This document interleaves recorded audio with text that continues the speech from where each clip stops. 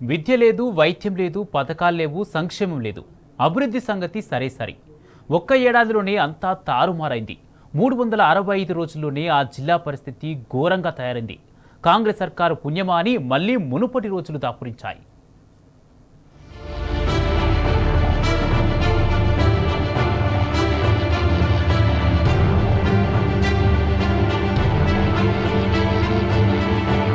మొన్నటి వరకు ఎంత మంచిగా ఉండేది మంచిర్యాల జిల్లా. కాంగ్రెస్ అడుగు పెట్టిందో లేదో సర్వనాశనము. గతమెంతో ఘనమని చెప్పుకునే పరిస్థితి దాపురించింది. కాంగ్రెస్ పాలనలో మంచిర్యాల జిల్లా వైభవం పూర్తిగా మసగబారిపోతోంది. 10 ఏండ్ల బీఆర్ఎస్ పాలనలో ఇక్కడ పరిస్థితే వేరు. మంచిర్యాల ప్రజల చిరకాల స్వప్నం స్వరాష్ట్రంలో సాకారమైంది. మంచిర్యాలను జిల్లాగా మార్చి ఇక్కడ ప్రజల నెత్తిన పాలు పోశారు కేసీఆర్. జిల్లాగా అవతరించిన తర్వాత మంచిర్యాల జిల్లా ప్రగతి పదాన దూసుకుపోయింది. అన్ని రంగాల్లో అభివృద్ధి సాధ్యమైంది. జిల్లా అంతటా ప్రగతి వెలుగులు విరజిమ్మాయి. విజనరీ లీడర్ కేసీఆర్ ముందు చూపుతో మంచిర్యాల రూపురేఖలు పూర్తిగా మారిపోయాయి. జిల్లాలోని పల్లెలన్నీ పాలవెల్లిగా మారాయి. గ్రామాల జీవన ముఖ చిత్రం సమూలంగా మారింది. 10 ఏళ్లు జిల్లా ప్రజలు హాయిగా ఉన్నారు. ఇక ఏ డోకా లేదనుకున్నారు. కానీ దురదృష్టం కొద్దీ కాంగ్రెస్ అధికారంలోకి వచ్చింది. అంతే, జిల్లా ప్రజలకు మళ్లీ పీడకాలం దాపురించింది. కాంగ్రెస్ ప్రభుత్వంలో మంచిర్యాల జిల్లా మళ్లీ తిరోగమనంలోకి వెళ్తోంది. కాంగ్రెస్ ప్రభుత్వ ఏడాది పాలనలో మంచిర్యాల జిల్లాలో అభివృద్ధి ఎలా ఉంది? సంక్షేమ పథకాలు, విద్యా, వైద్యం అర్హులందరికీ అందుతున్నాయా? జిల్లాలో సమగ్ర అభివృద్ధి జరిగిందా? ఏడాది కాంగ్రెస్ పాలనలో మంచిర్యాల జిల్లాలో జరిగిన అభివృద్ధిపై T News ground report. Congress అధికారం చేపట్టడంతో మంచిర్యాల జిల్లా ప్రజల జీవితంలో వెలుగు మాయమైంది. ఎటు చూసినా నైరాశ్యమే. పథకాలు అటకెక్కాయి. నాణ్యమైన విద్య కరువైంది. మెరుగైన వైద్యం అందడం లేదు. అటు కొత్త ఇరిగేషన్ ప్రాజెక్టులకు బ్రేక్ పడింది. జిల్లాలో నిరుద్యోగం తాండవిస్తోంది. 2 లక్షల రుణమాఫీ ప్రకటనకు కాంగ్రెస్ నేతలు మంగళం పాడారు.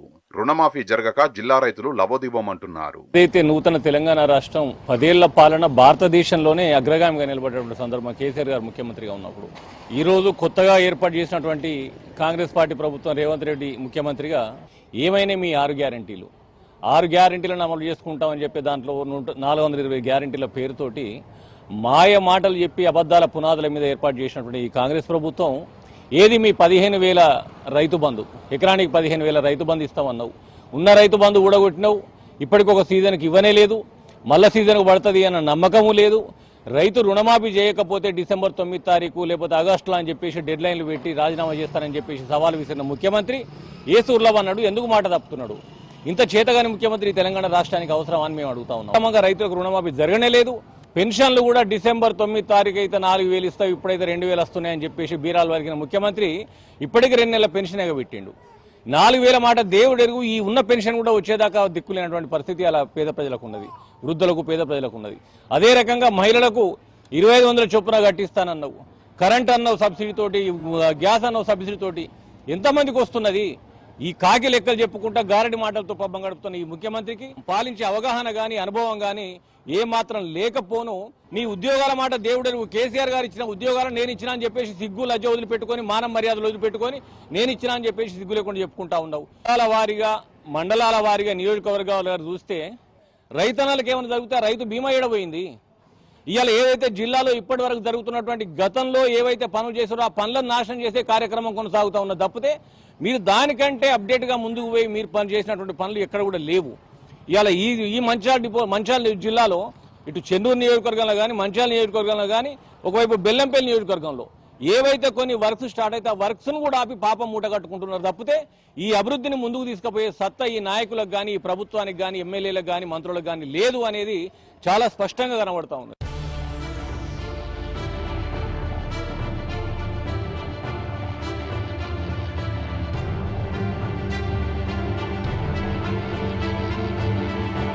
బడ్జెట్లో రుణమాఫీ నిధులకు సర్కారు కోత పెట్టింది.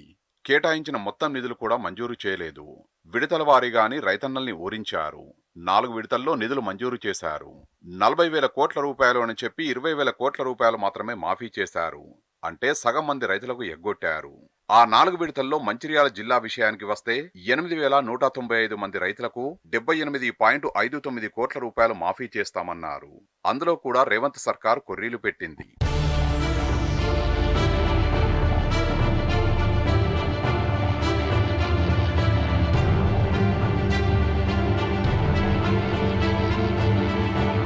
మంచిర్యాల జిల్లాలో రేషన్ కార్డు లేని వారికి 3 విడతల్లో రుణమాఫీ రాలేదు.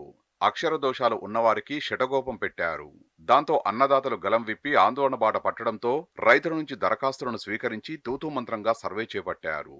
మంచిర్యాల, చెన్నూరు, బెల్లంపల్లి నియోజకవర్గాల్లో సగానికి పైగా రైతులకు రుణమాఫీ కాలేదు. ఏదో ఒక సాకు చూపి రుణమాఫీ ఎగ్గొట్టారు.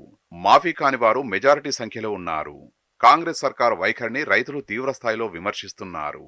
ఇక మంచిర్యాల జిల్లా పాలిట వరం సుందిళ్ల బ్యారేజీ షెట్పల్లి ఎత్తిపోతల పథకం. దీని ద్వారా 2 లక్షల ఎకరాలకు సాగునీరు అందనుంది. ఎత్తిపోతల పథకంతో మంచిర్యాల జిల్లా సాగుతో పచ్చని పైరుతో కలకలలాడేది. ఇందుకోసం బీఆర్ఎస్ హయాంలో 1650 కోట్ల రూపాయలు కేటాయించారు. యుద్ధ ప్రాతిపదికన పనులు చేపట్టారు. అధికారంలోకి వచ్చిన కాంగ్రెస్ ఆ పథకాన్ని పట్టించుకోలేదు. నిధులు కేటాయించి పూర్తి చేయాల్సింది పోయి నిమ్మకు నీరెత్తినట్టు వ్యవహరిస్తోంది.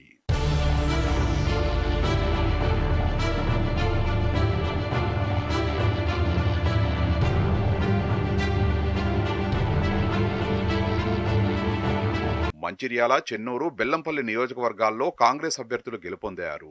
మంచిర్యాలను ఆదర్శ జిల్లా చేసే బాధ్యత ఆ నేతలపై ఉంది. కానీ వారు మాత్రం అభివృద్ధి పనులకు కొబ్బరికాయలు కొట్టడం, శిలాఫలకాలు పెట్టడంలో తెగ బిజీగా ఉంటున్నారు.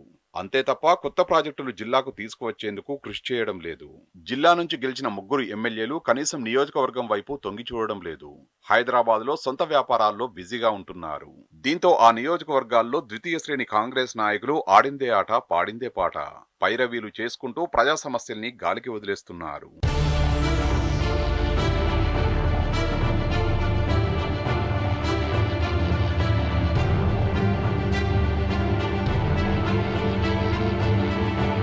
ధాన్యం కొనుగోలు కేంద్రాలతో రైతులు తీవ్ర ఇబ్బందులు పడుతున్నారు. సరైన చర్యలు తీసుకోకపోవడంతో పండించిన పంట కొనుగోలు కోసం కష్టపడాల్సి వస్తోంది. ఆరుగాలం కష్టపడి పండించిన పంటకు సరైన మద్దతు ధర ఇవ్వడం లేదు. దాంతో అన్నదాత ఆక్రోశించే పరిస్థితి ఏర్పడింది. రేవంత్ మమ్మల్ని ఎంత మాయ చేశావని మదన పడిపోతున్నారు. ఇక గురుకులాలు, ఆశ్రమ పాఠశాలల గురించి ఎంత తక్కువ చెప్పుకుంటే అంత మంచిది. పాఠశాలల నిర్వహణను గాలికొదిలేసింది. దీంతో విద్యార్థులు ఇబ్బంది పడుతున్నారు. పాత గురుకులాల్లో సమస్యలు తీర్చడం లేదు, కొత్త వాటి గురించి ఆలోచించడం లేదనే పరిస్థితి నెలకొంది.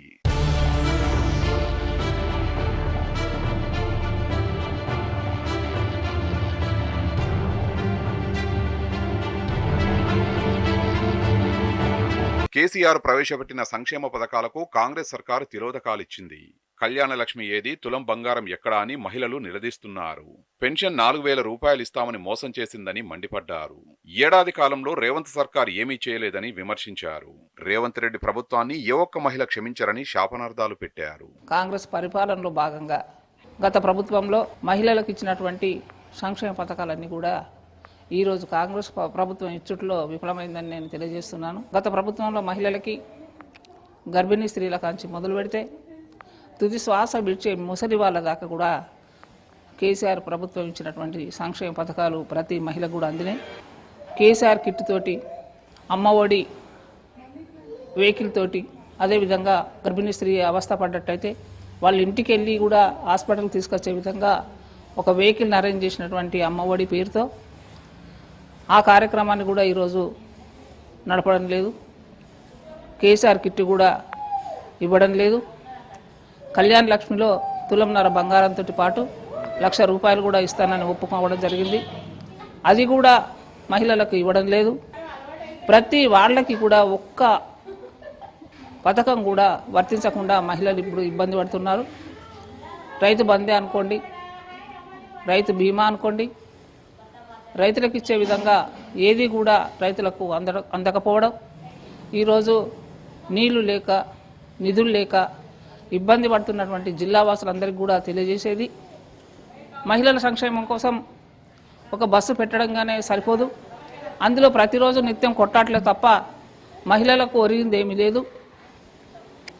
ఈరోజు మహిళలకి పెన్షన్లో కూడా 4,000 ఇస్తా, 4,000 ఇస్తా అని ఓట్లు వేయించుకున్న ప్రభుత్వం, గవర్నమెంట్ కేసీఆర్ గారి ప్రభుత్వం ఇచ్చినటువంటి 2,000తోటే ఆపేసింది.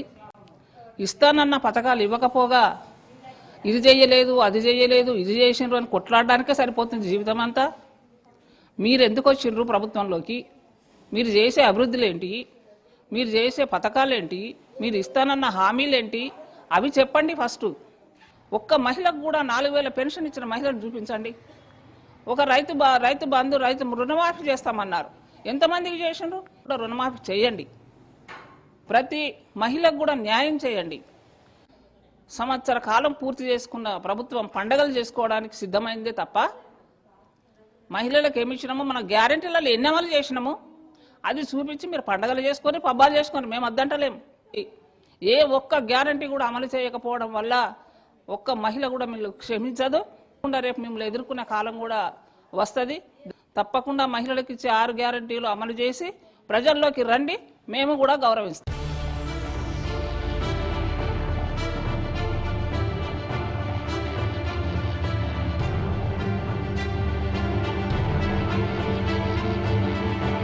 ప్రైవేటు విద్యా సంస్థలకు ఫీజు రియంబర్స్మెంట్ ఇవ్వడం లేదు, స్కాలర్షిప్ బకాయిలు చెల్లించడం లేదు. బకాయి రాకపోవడంతో యాజమాన్యాలు విద్యా సంస్థలకు సెలవు ప్రకటించాయి. దీంతో తమ అకాడమిక్ ఇయర్ సంగతేంటని విద్యార్థులు ఆందోళన చెందుతున్నారు. మరి కాంగ్రెస్ ప్రభుత్వం ఏర్పడి సంవత్సరం పూర్తి కావస్తున్నటువంటి సందర్భంగా ఇక్కడ ఉన్నటువంటి కాంగ్రెస్ ప్రభుత్వం రేవంత్ రెడ్డి చాలా హాస్యాస్పదంగా ఉన్నది.